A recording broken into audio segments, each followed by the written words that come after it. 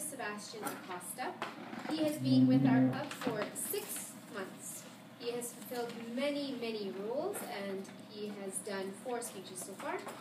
Project number 5 tonight is titled Your Body Speaks.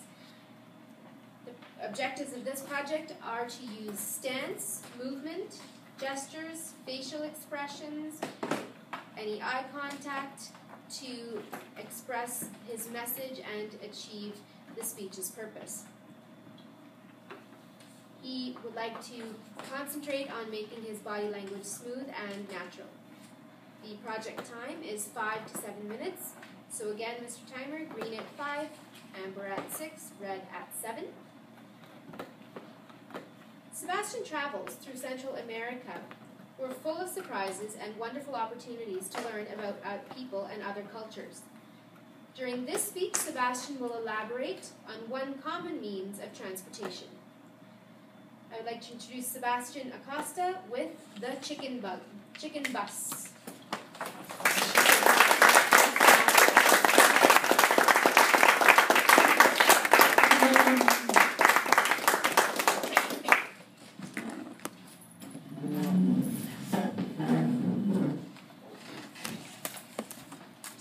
Toastmaster, fellow Toastmasters, and most welcome guests.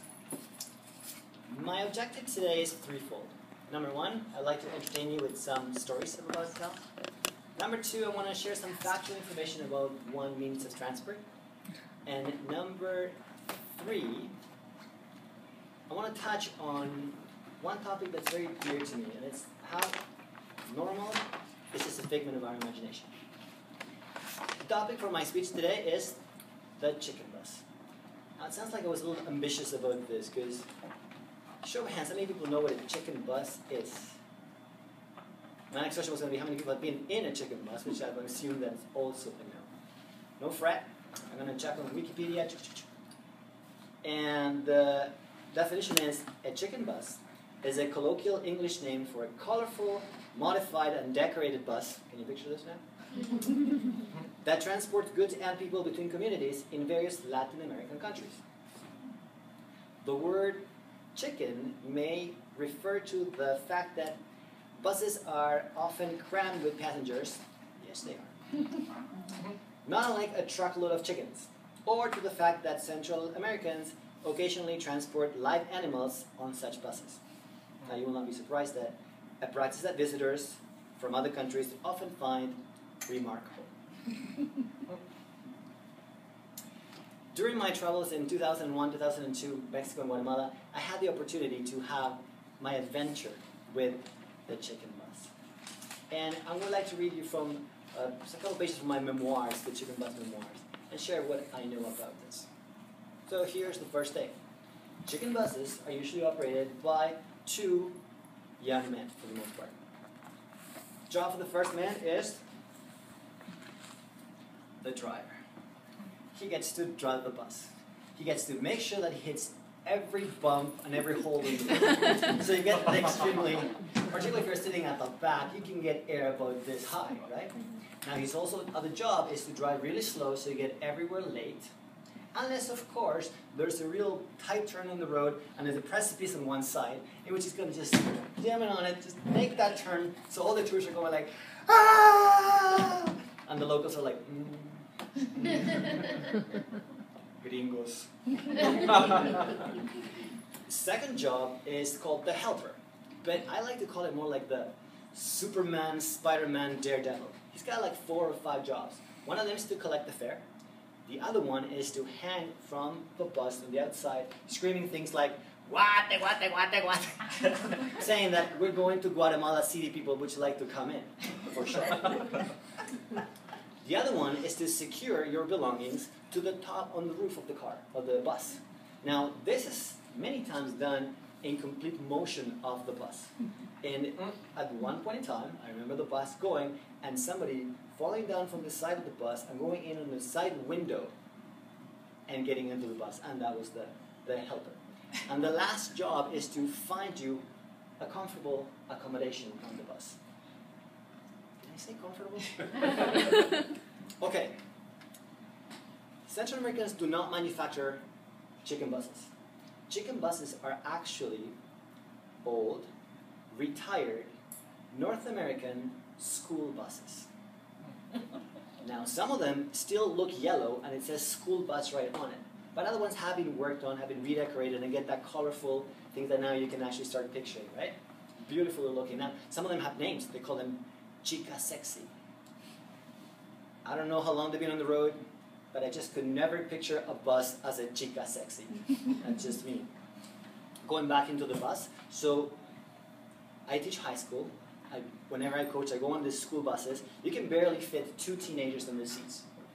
The chicken bus, they will fit 3 adults per seat. This is a very uncomfortable position. Now, I decided to name the 3 positions. Position in the middle, we'll call it the cold cut. Look at this, sandwiched in by other 2 people. Position number 2, the window seat, much nicer on an airplane. I decided to call it the aquarium wall starfish. And position number 3, and the one that I always got stuck in, I like to call it the 3/4 butt cheek. As much as you try to push yourself in and push yourself in, there's no way you can get a full butt cheek on that seat. Now, these trips take like 4 hours going up and down with bumps and turns and all. So, by the time I was done, I had to be an emergency flight back to Canada for an emergency butt cheek reconstruction operation, which, by the way, is now covered by OHIP. Now, in spite of all of these troubles, it was just so much fun to be traveling on this kind of an adventure. Some funny stories that happened with it was that we were separated on the bus, and everybody speaking English, everybody speaking Spanish, but the 10 of us speaking English. So Luis is at the back, sitting here, and he goes like, "Guys, I made a friend." To which we turn around, and in front of Luis, there's a little 2-year-old going like this. Like this for 4 hours straight. An hour later, still minding our own business, and Luis goes, "Guys, does anybody have an extra shirt?" What's an extra shirt? The kid puked on me. Everybody but Luis was laughing really hard about this.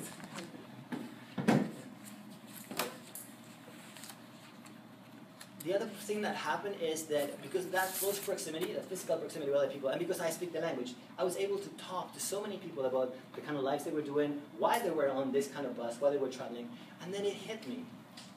To us, this was an adventure. To them, this was normal life.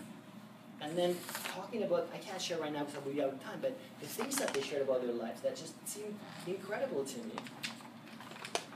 Probably if I told them about my life, they would be incredible for them too.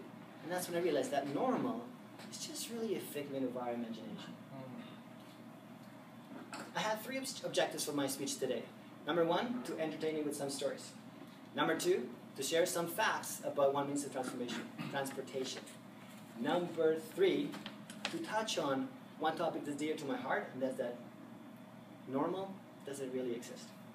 The topic for my speech tonight was the chicken bus. Chicken bus.